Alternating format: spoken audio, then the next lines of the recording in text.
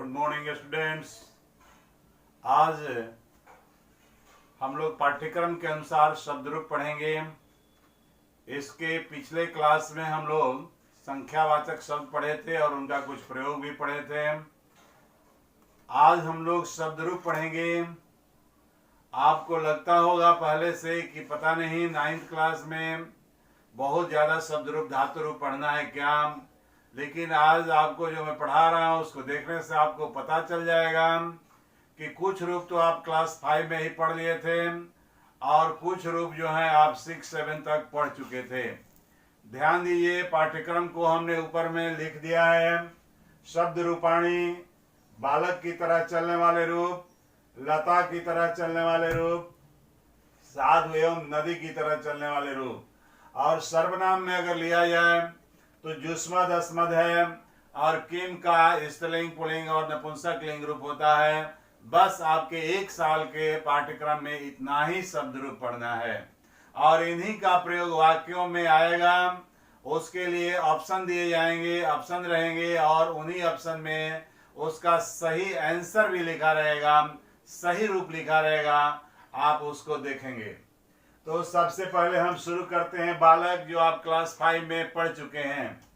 बालक शब्द रूप।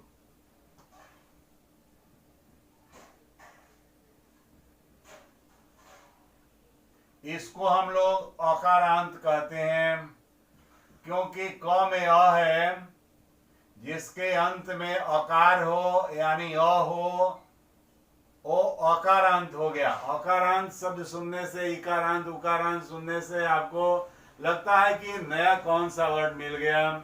तो जिसके अंत में अ हो, जैसे बालक शब्द है क में अ है, इसलिए ये अकारांत हो गया।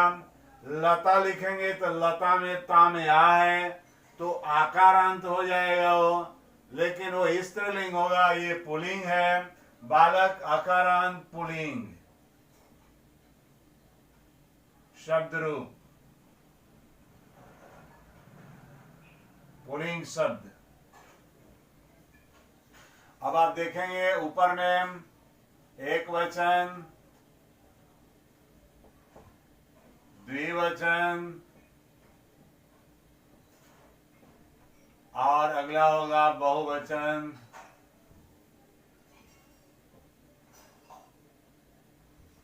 विभक्ति में सबसे पहले प्रथमा होती है, इसके बाद द्वितीया,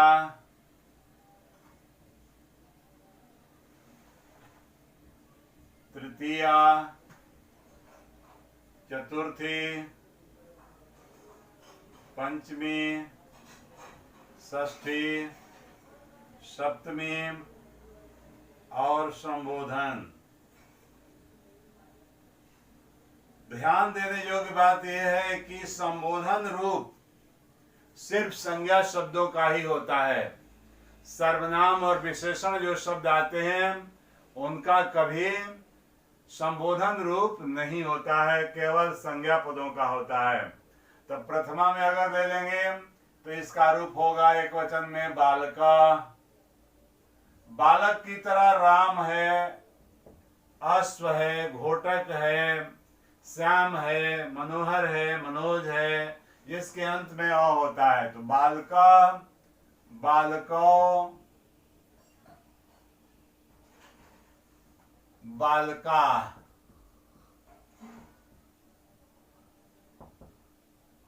द्वितीया में बालकम, कुछ नहीं है, आम लग गया। बहुत सारे जो शब्द रूप होते हैं उनमें आम, आम, इम ये द्विवचन में द्वितीय विभक्ति में लगता है। बालकम, बालको, बालकान।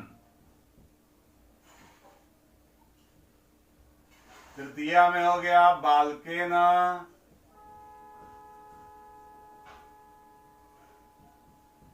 बालकाभ्याम,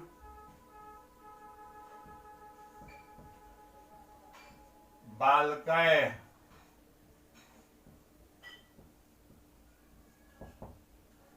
बालकाय,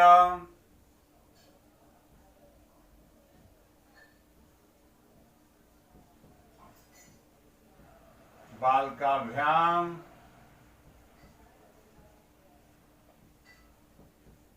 बालकेभ्यः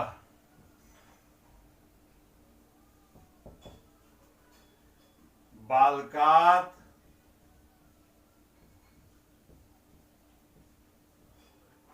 बालकाभ्याम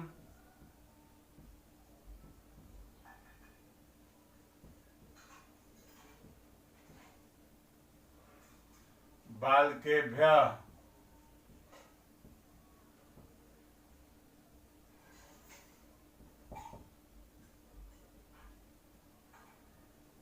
बालकस्य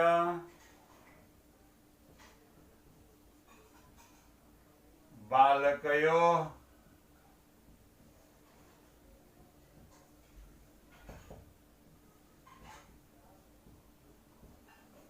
बालकानां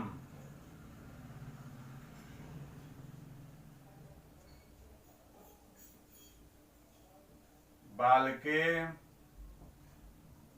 बालकयोः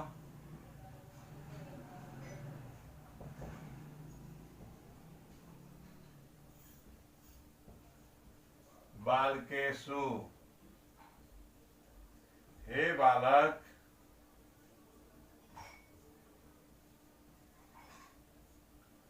हे बालकों, संबोधन का चिन्ह दे सकते हैं, नहीं भी दे सकते हैं, कोई बात नहीं। हे बालकों,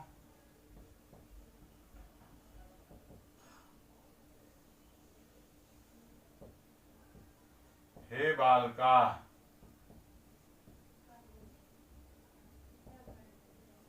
उसी तरह से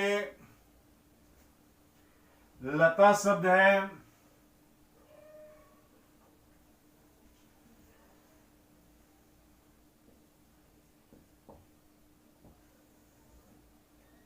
लता है, लता में भी इसी तरह से एक वचन द्विवचन बहुवचन होगा, रूप होगा उसका। ये आकारांत बोलता है, इसके अंत में ता में आ है, इसलिए इसका नाम हो जाएगा आकारांत।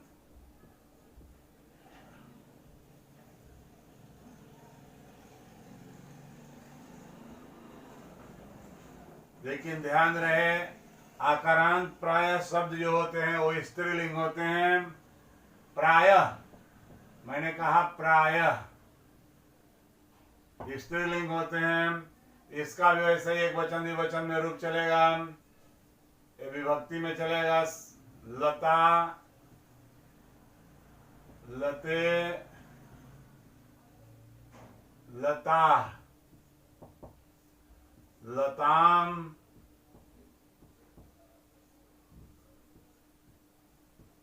लते, लता,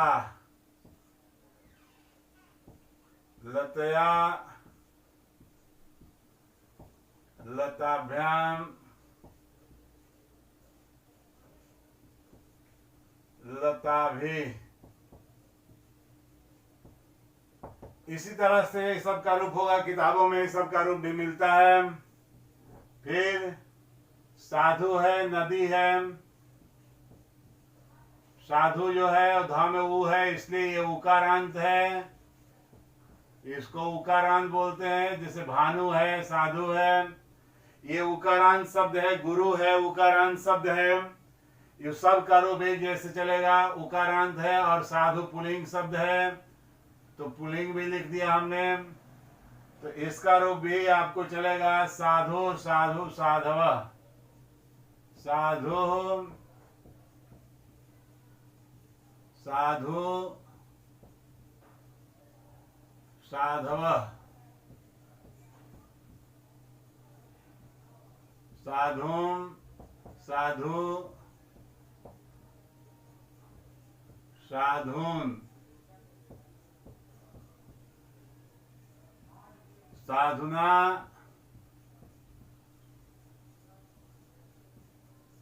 साधुभ्याम,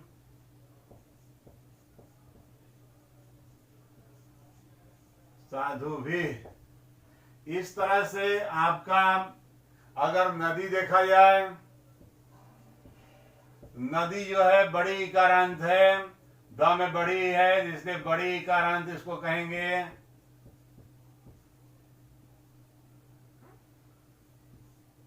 और ये भी स्त्रीलिंग वर्ड है। प्रायः संस्कृत में बड़ी इकारांत वर्ड जो होते हैं वो स्त्रीलिंग होते हैं। बड़ी इकारांत शब्द संस्कृत में मूल शब्द जो होता है वो स्त्रीलिंग ही होता है। जैसे यहां भी रूप होगा नदी, नद्यो, नद्यः, नदीम, नद्यौ, नदी, नद्या, नदीभ्याम,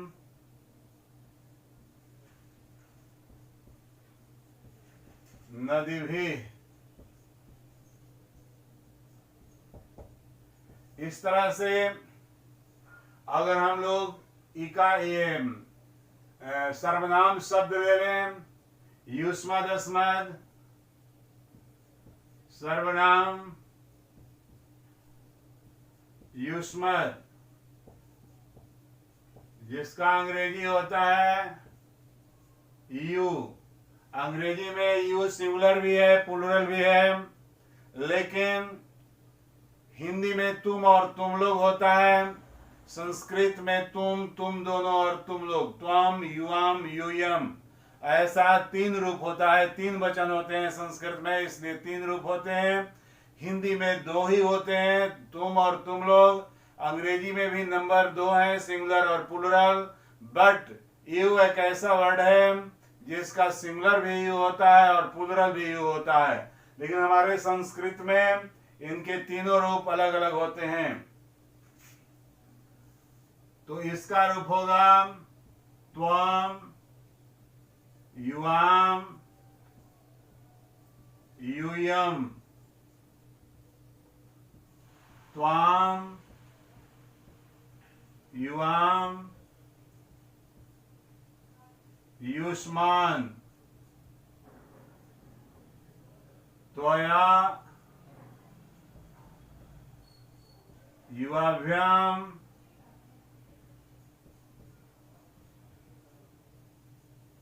युष्माभिः। इस तरह से एक अस्मत् शब्द होता है सर्वनाम में। सर्वनाम में अस्मद्, अस्मद् का अर्थ होता है आई, मैं। हिंदी में मैं होता है, हिंदी में इसका क्या होता है मैं। इसका रूप चलता है अहम, आवाम, वयम, माम, आवाम,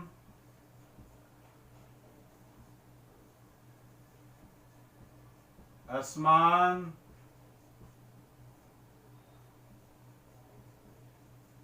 मया, आवाभ्याम,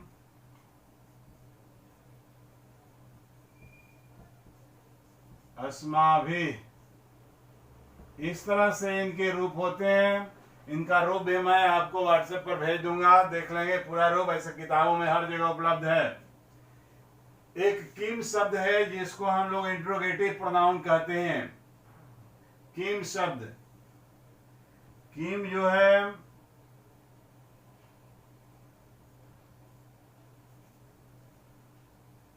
ये क्या है,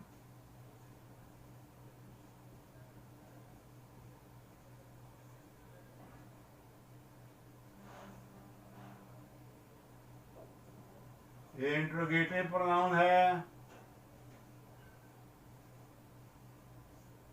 इसका भी पुल्लिंग स्त्रीलिंग में रूप चलता है।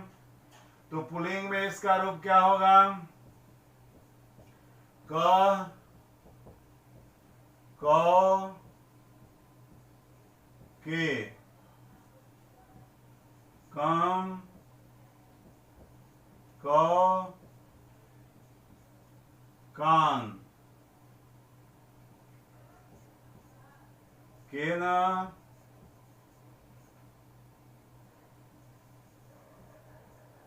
काभ्याम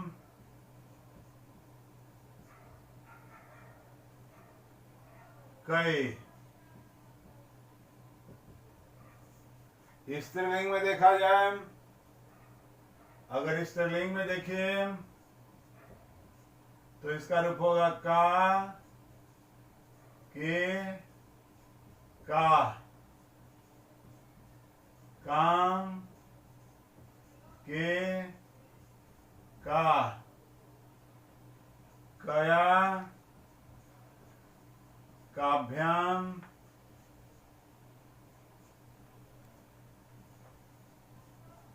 का भी। अगर इसको हम लोग नपुंसक में देखें तो किम,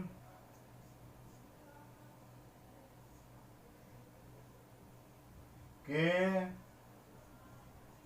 कानी,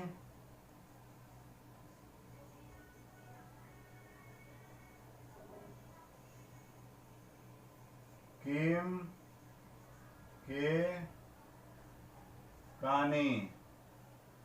शेष, शेष रूप पुल्लिंग की तरह।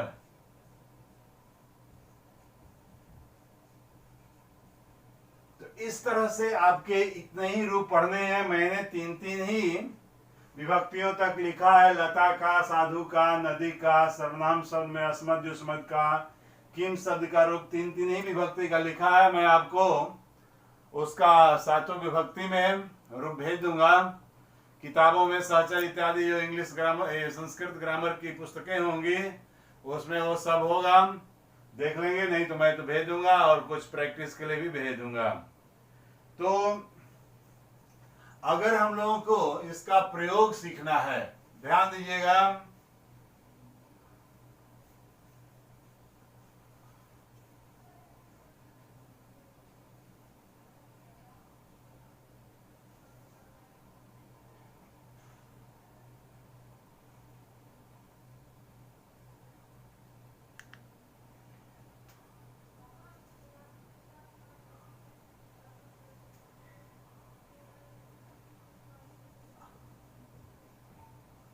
अस्याम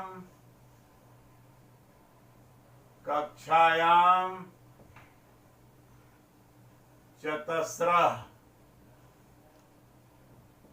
डैश सन्ति।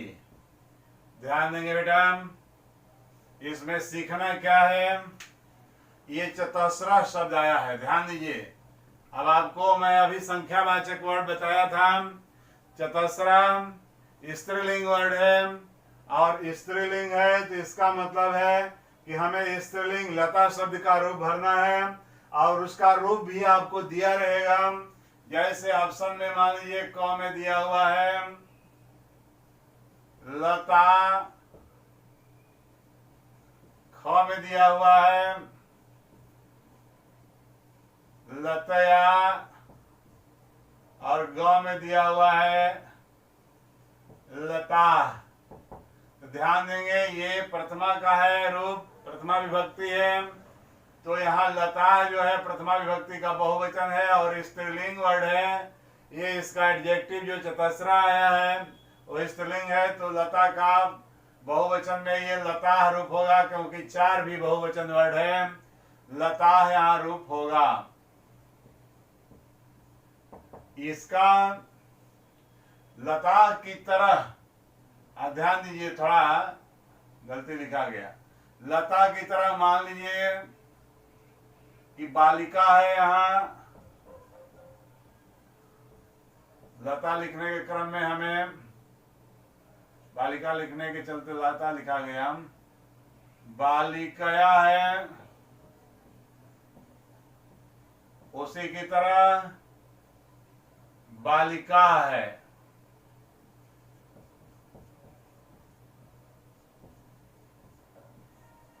तो लता भी आकारांत वर्ड है, बालिका भी आकारांत वर्ड है। तो यहाँ लता आया है तो बालिका रूप हो जाएगा। यहाँ टाइम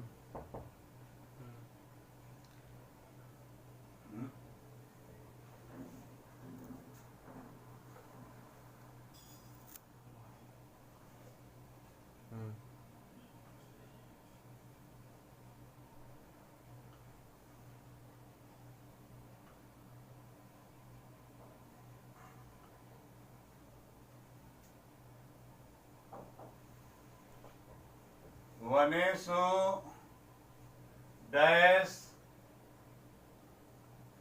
किमर्थम तपन्ति। अब यहां साधु शब्द का रूप लिखा हुआ है। क ऑप्शन है साधु, ख ऑप्शन है साधवा, ग ऑप्शन है साधुना। अब ध्यान देंगे, यहां कर्ता के रूप में भरना है और तपंती क्रिया बहुवचन है। साधु एक वचन है और साधुना जो है तृतीया है, कर्ता के रूप में हो ही नहीं सकता। एक साधवा बचा जो कि कर्ता के रूप में हो सकता है, इस यहां पर लिख देंगे साधवा। तपंती क्रिया बहुवचन है, इसका कर्ता साधवा भी बहुवचन हो गया।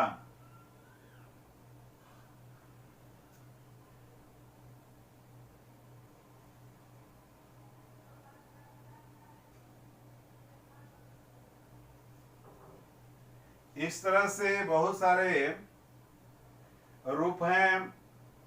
विभिन्न विभक्तियों में भी आपको भरने के लिए मिलेगा, लेकिन ऑप्शन दिया रहेगा, आपके पास रूप भी रहेगा और इसमें थोड़ा अधिक भी रूप दिया हुआ है। लेकिन जो रूप आपको पढ़ना है उन्हीं रूपों को सिर्फ देखेंगे आप। जो मैं आपको इसका फोटो भेजूंगा उसमें अन्य भी रूप दिए हुए हैं, लेकिन मैं उसमें टिक लगा दूंगा। जो जो रूप आपको पढ़ना है उतना ही आप देखेंगे, उसी के आधार पर भरने का प्रयास करेंगे। तो इस तरह से आज हम लोग ये विभिन्न प्रकार के जो शब्द रूप हैं, इन शब्द रूपों को हम लोगों ने पढ़ा। बनाते समय अगर कोई प्रॉब्लम आएगा, देखिए कहीं कहीं विभक्तियों का प्रयोग भरने के लिए करना पड़ेगा अन्य जगह पर। जैसे डैश बिना जीवनम निष्फलम वर्तते। डैश बिना जीवनम, आप जानते हैं बिना के योग में कौन सी विभक्ति होती है? द्वितीया, तृतीया या पंचमी। इन तीनों में से कुछ भी हो सकता है। तो आपको मान लीजिए दिया गया ऑप्शन विद्या, विद्याम, विद्याये, विद्यायाम। तो विद्या प्रथमा विभक्ति है, होगा नहीं। विद्याये तृतीया विभक्ति है, चतुर्थी विभक्ति है, और विद्यायाम सप्तमी विभक्ति है। तो इसमें बिना के योग में विद्याम द्वितीय विभक्ति आया हुआ है, तो हम भर देंगे विद्याम बिना जीवनम निष्फलम वर्तते। फिर अगला है कि डैश शोभते जीवनम न तु सौंदर्येण। शोभता है जीवन सौंदर्य से नहीं। तो जीवन किस चीज से शोभता है? तो किस चीज से शोभता है, से लगा हुआ है, इसका मतलब कि वहां तृतीया रूप होगा। तो तृतीया के लिए विद्या शब्द का रूप दिया हुआ है, विद्याया, विद्याम, विद्या, विद्यया। तो यहाँ हो जाएगा विद्यया।